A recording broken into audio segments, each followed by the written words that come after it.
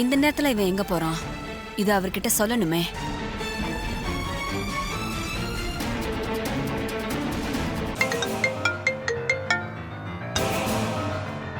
சொல்லு சந்திரா. அந்த டிரைவர் இந்த நேரத்துல கார் எடுத்துக்கிட்டு எங்கே போறாங்க? உங்க அக்கா ஏதாவது வேலை வச்சிருப்பா, அதுக்காக போயிருப்பான். இல்லங்க, அவ அந்த டாக்டர் மூலமா மகேஷ் மாயா பத்தின உண்மையை ரேவதிக்கு தெரியப்படுத்தணும்னு பார்த்தான். ஆனா அந்த டாக்டர் உண்மையை சொல்லாம மறைச்சிட்டாங்க. அவன் இதை எதிர்பார்த்திருக்க மாட்டான். அக்கா சொல்லிதான் டாக்டர் அந்த மாதிரி நடந்துக்கிட்டாங்கன்னு அவனுக்கு தெரியாது. இப்ப உண்மையை நிரூபிக்க வேற ரூட்ல முயற்சி பண்ண போறான்னு நினைக்கிறேன். எதை வச்சு சொல்ற சந்திரா? இல்லங்க, அவன் கேரக்டரை பத்தி எனக்கு நல்லா தெரியும். அவன் மனசுல ஒரு விஷயம் தப்பா பட்டா அதை கண்டுபிடிக்காம விட மாட்டான். மகேஷ் மாயா தப்பானவங்கன்னு அவனுக்கு தெரிஞ்சு போச்சு. அவனை நமக்கு பிடிக்கலனாலும் ஒரு உண்மையை ஒத்துக்கிட்டு தானே ஆகணும். அவன் என் அக்கா குடும்பத்துக்கு விசுவாசமா இருக்கிறவன். அதனால எப்படியாவது ரேவதிய இந்த கல்யாணத்துல இருந்து காப்பாத்தணும்னு நினைக்கிறான்.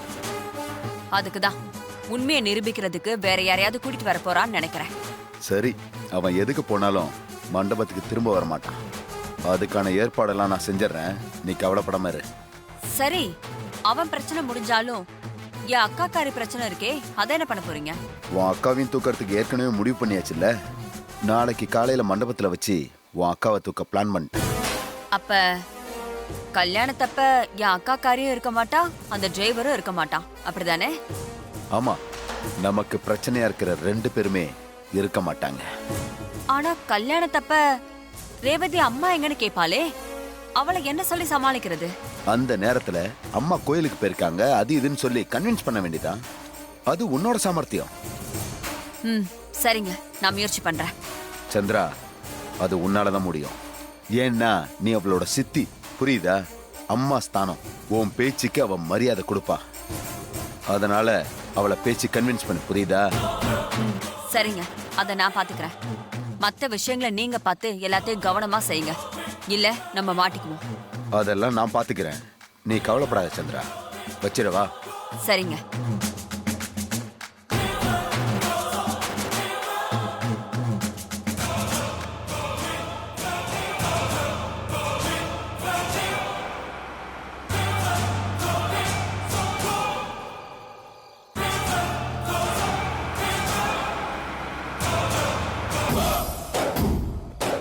அண்ணே, ஃபோன் பண்ணி ஏதோ வேலை இருக்கிறதா சொன்னீங்க. என்ன வேலைண்ணே? ஆமாண்டா, ஒருத்தனை தூக்கணும், அதுக்கு தான் உங்களை வர சொன்னேன். அப்படியா? யாருன்னு இது?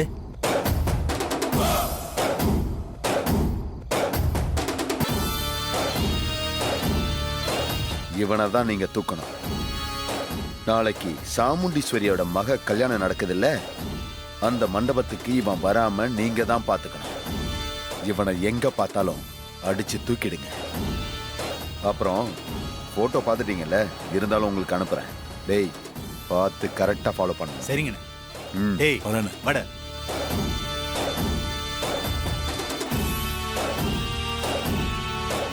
சாமுண்டீஸ்வரி, ஒரே கல்லுல 2 மாங்க அடிக்க போறேன். உன்னையும் தூக்க போறேன், டிரைவரையும் தூக்க போறேன்.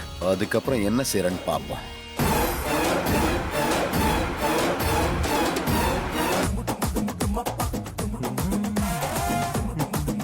ப்ரோ, நீங்க இங்கே இருங்க, நான் போய் ரேவதி கூட்டு வந்துறேன். ஓகே ஓகே, நான் வெயிட் பண்றேன். அப்புறம் இன்னொரு மேட்ரு. என்ன? இந்த வீட்ல கார்த்தியோட பேரு கார்த்தி இல்ல, ராஜா. நீங்க போய் கார்த்தின்னு கேட்டா யாருக்குமே தெரியாது. அதனால நான் அவரோட பேரு ராஜான்னு சொன்னா நீங்க கன்ஃபியூஸ் ஆகாம அதையே மெயின்டைன் பண்ணிக்கணும். ஓகே? சரி, ஓகே. ஏன் பேரை மாத்திட்டாங்களா? ஐயோ நவீன் ப்ரோ, நீங்க இப்பதான் வந்திருக்கீங்க. அதனால இந்த கேள்விக்கு பதில நான் அப்புறமா சொல்றேன்.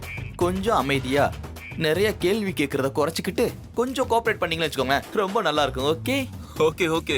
So I will go come with Revathi. சரி, ஓகே, போயிட்டு வாங்க, நான் வெயிட் பண்றேன்.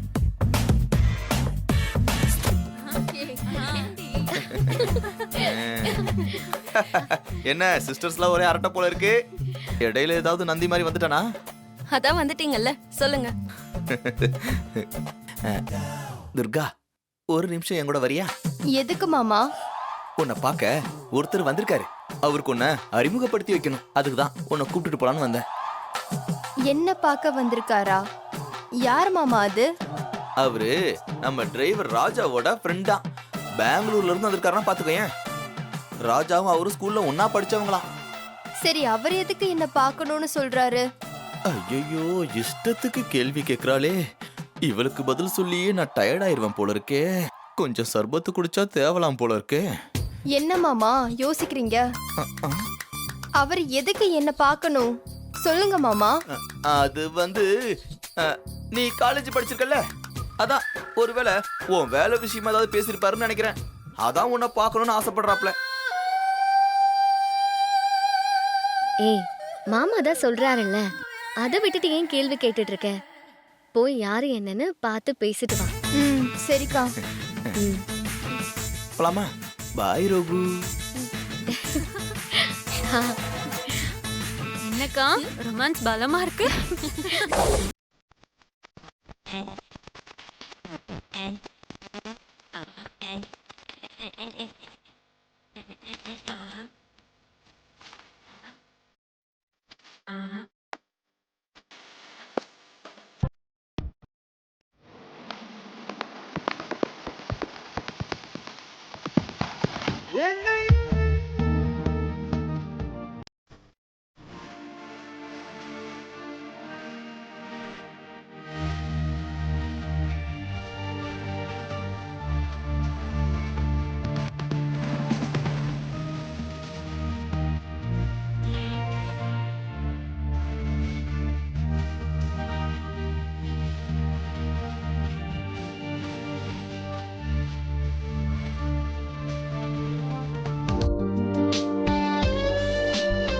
நவீன் ப்ரோ, நான் தான் சொன்னல அந்த பொண்ணு.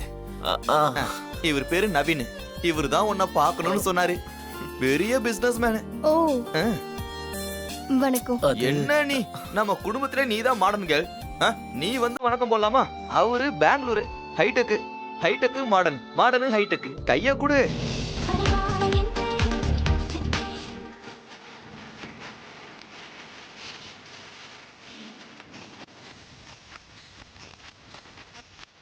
Nice to meet you.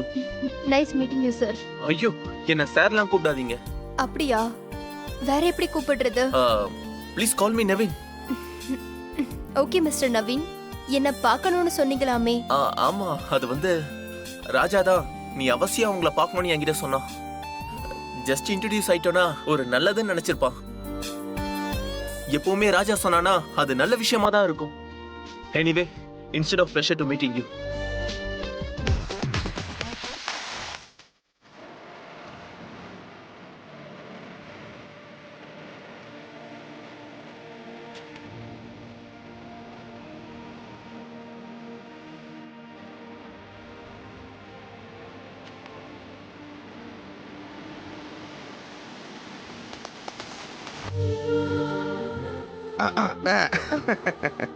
சரிம்மா, நீ உள்ள போ. சார் நம்ம நான் பேசிக்கிறேன். ஓகே மாமா.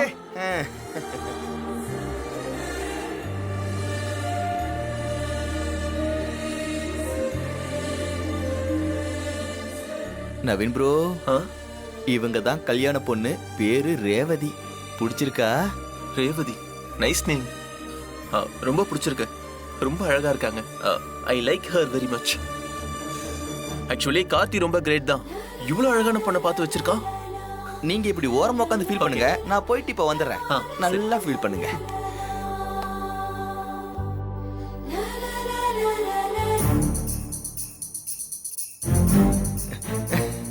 பாட்டி, நான் இப்ப என்ன பண்ணேன்னு தெரியுமா? நான் என்ன பண்ணேன்னு தெரியுமா?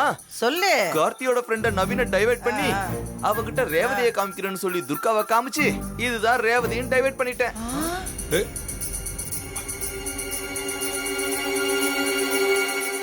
அவன் முகத்தை நீங்க பார்க்கணுமே. அப்படியே ஆளு சொக்கி போயிட்டான். இனிமே பாருங்க, அவன் துர்காவை தான் கெட்டுவேன், துர்காவை தான் கெட்டுவேன்னு ஒத்த கால்ல நிக்கிறானா இல்லையான்னு பாருங்க. டார்கெட்டை மாத்தி விட்டுட்டேன். இனிமே நமக்கு ஒரு பிரச்சனையும் இல்ல. இப்போ சமாளிச்சாச்சு. ஆனா கார்த்தி வந்து கேட்டா அப்ப என்ன சொல்றது? இங்க பாரு, எப்படியாச்சும் சமாளிச்சுதான் ஆகணும். ரேவதி கழுத்துல நம்ம கார்த்தி தான் தாலி கட்டணும். அதுக்காக தான் இப்படி எல்லாம் செய்ய வேண்டியது இருக்கு. புரிஞ்சதா இல்லையா? மாப்ள, இதுல ஏதாவது பிரச்சனை வந்துட போகுது. மாமா, எப்பேற்பட்ட பிரச்சனை வந்தாலும் நம்ம சமாளிச்சு தான் ஆகணும். வேற வழியே கிடையாது. நடக்க போற நல்லது என்ன அதை மட்டும் தான் நம்ம பார்க்கணும். இங்க பாருங்க, முதல்ல இப்போதைக்கு நம்ம டார்கெட் அந்த காலர் பட்டன் கம்மநாட்டிய தூக்கணும். அப்பதான் நம்ம நினைச்சது நடக்கும். ஓகே, சரி தூக்கலாம் வாங்க. கமான் வாங்க. போங்க. என்ன பண்ண போறீங்களோ தெரியலையே.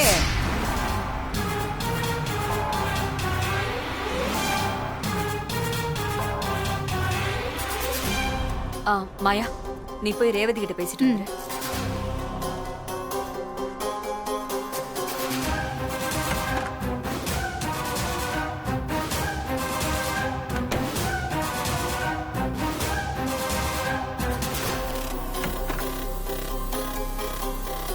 வாங்கக்கா.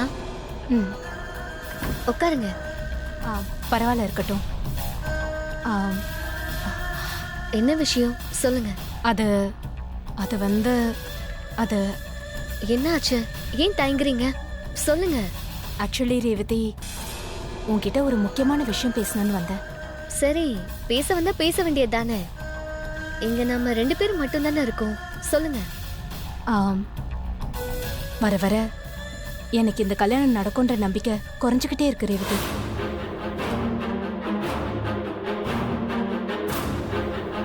என்ன சொல்றீங்க? ஆமா, கொஞ்சம் கொஞ்சமா குறைஞ்சு இப்ப இந்த கல்யாணம் நடக்காதுங்கிற மனநிலைமைக்கே நான் வந்துட்டேன் ரேவதி. நீங்க என்ன பேசுறீங்கன்னு எனக்கு விளங்கல. இரு, நான் சொல்லி முடிக்கிறேன். நானே உங்க அம்மா கிட்ட போய் இந்த கல்யாணம் வேண்டாம், எங்களை விட்டுருங்க, நாங்க எங்கேயாவது போயிடுறோம்னு சொல்லிட போறேன். அக்கா, நீங்க இவ்வளவு விரக்தியா பேசுற அளவுக்கு அப்படி என்னதான் நடந்துச்சு? விடிஞ்சா கல்யாணம். நீங்க இப்படி பேசுறது உண்மையிலே எனக்கு அதிர்ச்சியா இருக்கு. நீ ஷாக் ஆவன்னு எனக்கு தெரியும். ரொம்ப சாரி ரேவதி. ஆனா என் மனசுல இருக்கிறத உன்கிட்ட சொல்லி தானே ஆகணும். சொல்லாம கொல்லாம நானும் மகேஷும் இந்த மண்டபத்தை விட்டே போயிருக்கலாம். ஆனா அது நாங்க உனக்கு செய்யற துரோகம் ஆயிரும். அதனால்தான் உன்கிட்ட சொல்லிட்டு போலான் தான் உன்கிட்ட பேச வந்தேன். நீங்க பேசுறது எனக்கு அப்படியே தலை சுத்துற மாதிரி இருக்கு. என்ன பிரச்சனை? ஏன் இந்த மாதிரி எல்லாம் பேசுறீங்க? நீங்க கொஞ்சம் விளக்கமா சொல்லுங்களேன். சரி ரேவதி, நான் வெளிப்படையாவே சொல்லிடுறேன். உங்க வீட்டு டிரைவர் இருக்கானே, அவன் ஒருத்தன் தான் இந்த முடிவுக்கு வர்றதுக்கு காரணம். என்னது? ராஜாவா? ஆமா, அவன்தான். ரேவதி, அவன் செய்யறது எதுவுமே சரியில்லை. அவன் இந்த கல்யாணத்தை எப்படியாவது நடக்க விடாம பண்ணணும்னு கங்கணம் கட்டிக்கிட்டு எல்லா வேலையும் செய்யறான். உங்க அம்மாவும் அவனதான் நம்புறாங்க. அதனால அவன் எங்களுக்கு எதிராக என்ன சொன்னாலும் அவங்க நம்புவாங்க. எங்க டிரைவர் இந்த கல்யாணத்துக்கு எதிராக வேலை செய்யறாரா? அப்படியெல்லாம் இருக்காது. அவர் எதுக்கு கல்யாணத்தை நிறுத்தணும்? அதுக்கு மோட்டிவே இல்லையே. என்னது மோட்டிவ் இல்லையா? அவனோட ஒரே மோட்டிவ் உனக்கும் மகேஷ்க்கும் கல்யாணம் நடக்க கூடாதுன்றதுதான். அதுக்காக தான் அவன் காய் நகர்த்திட்டு வரான். என்ன சொல்றீங்க நீங்க? முதலா நான் மகேஷ லவ் பண்ற விஷயத்த நான் ராஜா கிட்டதான் சொன்னேன். மகேஷ எங்க வீட்டுக்குள்ள வர வச்ச கல்யாண பேச்ச தொடங்கி வச்சதே ராஜா தானே. சொல்ல போனா அவர்தான் எங்களோட காதலை புரிஞ்சுக்கிட்டு இந்த கல்யாணத்துக்கு ஹெல்ப் பண்ணிருக்காரு. அவரை போய் திடீர்னு இப்படி வில்லன் மாதிரி சொல்றது சரியில்லை.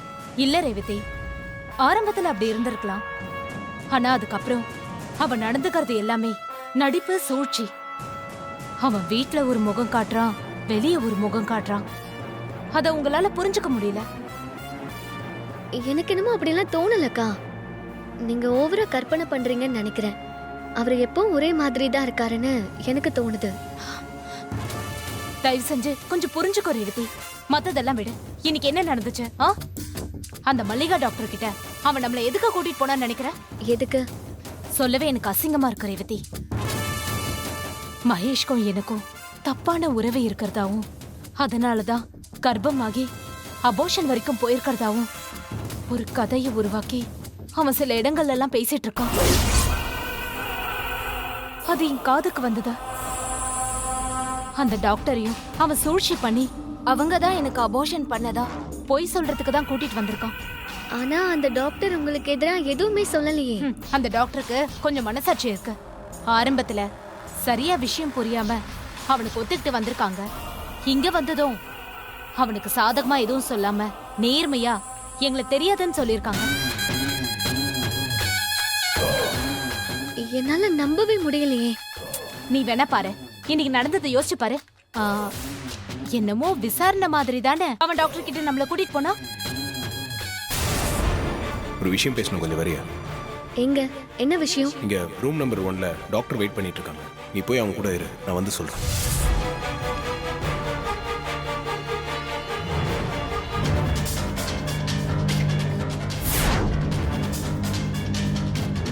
டாக்டர் எங்களை தெரியாதுன்னு சொன்னதுக்கு அப்புறமும் அழுத்தி அழுத்தி அவங்க கிட்ட கேட்டான்ல, அது எதுக்காக? டாக்டர், நீங்க இவங்கள பார்த்ததே இல்லை. எத்தனை தடவை கேட்டாலும் என் பதில் ஒண்ணுதான். நான் இவங்கள பார்த்ததே கிடையாது.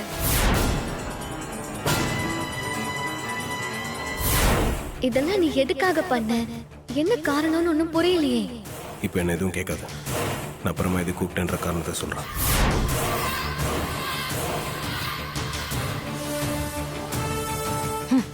வாடி மாட்னியா? இன்னைக்கு நடந்ததை பத்தி நீங்க சொல்றது எல்லாமே சரிதான். ஆனா எனக்கு இன்னும் குழப்பமா தான் இருக்கு. அப்படியே இருந்தாலும் அந்த கதை ஒன்றும் உண்மை இல்லை. டாக்டரும் உங்களை தெரியாதுன்னு சொல்லிட்டாங்க. அப்புறம் என்ன? எதுக்காக நீங்க அப்செட் ஆகி பேசுறீங்க? எல்லாத்தையும் விட்டுட்டு போறேன்னு சொல்றீங்க. அந்த ப்ராப்ளம் வேணா முடிஞ்சிருக்கலாம். ஆனா அந்த டிரைவரை உங்க அம்மா முழுசா நம்புறாங்களே. அவன் எது சொன்னாலும் நம்புறாங்க. அந்த அளவுக்கு அவங்கள பிரெயின் வாஷ் பண்ணி வச்சிருக்காம. சரி, அம்மா அவனை நம்பட்டும். அதனால என்ன?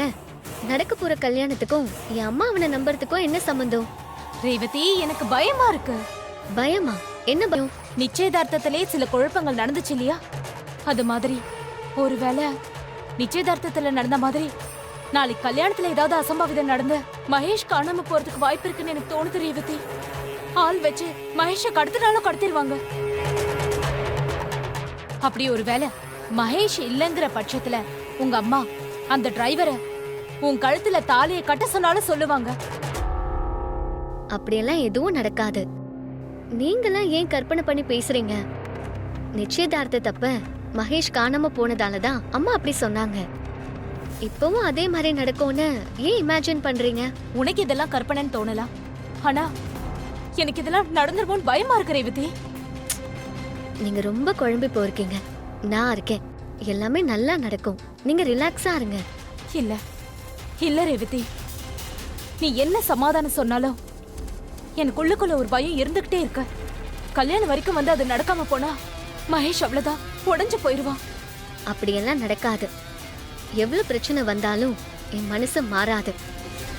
மகேஷ் தான் என் கழுத்துல தாலி கட்டுவாரு. எனக்குன்னு சில கடமைகள் இருக்கு, அது உங்களுக்கே தெரியும். அதனால மகேஷ் ஹஸ்பண்டா இருந்தாதான் சரியா வரும். இந்த கல்யாணம் கண்டிப்பா நடக்கும். தைரியமா போங்க. ரேவதி, இங்க பாருங்க, என்ன நடந்தாலும் எவ்வளவு பிரச்சனைகள் குழப்பங்கள் வந்தாலும் தாலி கட்டிக்க போறது யாரு? நான் தானே. எனக்கு யாரு தாலி கட்டணும்னு நான் தான் டிசைட் பண்ணுவேன். ஓகே, நீங்க தைரியமா போங்க. கண்டதையும் கற்பனை பண்ணி மனசு போட்டு குழப்பிக்காதீங்க. நான் இருக்கேன். நீ இவ்ளோ தூரம் சொல்றதால உன் வார்த்தையை மட்டுமே நம்பி போறேன்.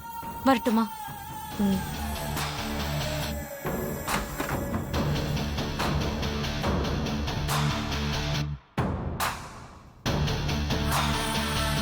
இவங்க ஏன் திடீர்னு வந்து இப்படியெல்லாம் சொல்லிட்டு போறாங்க?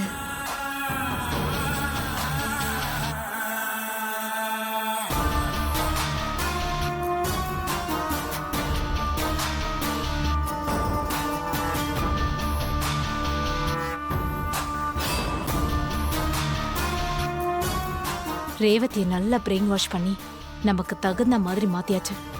இனிமே அவன் நமக்கு சாதகமா தான் இருப்பா.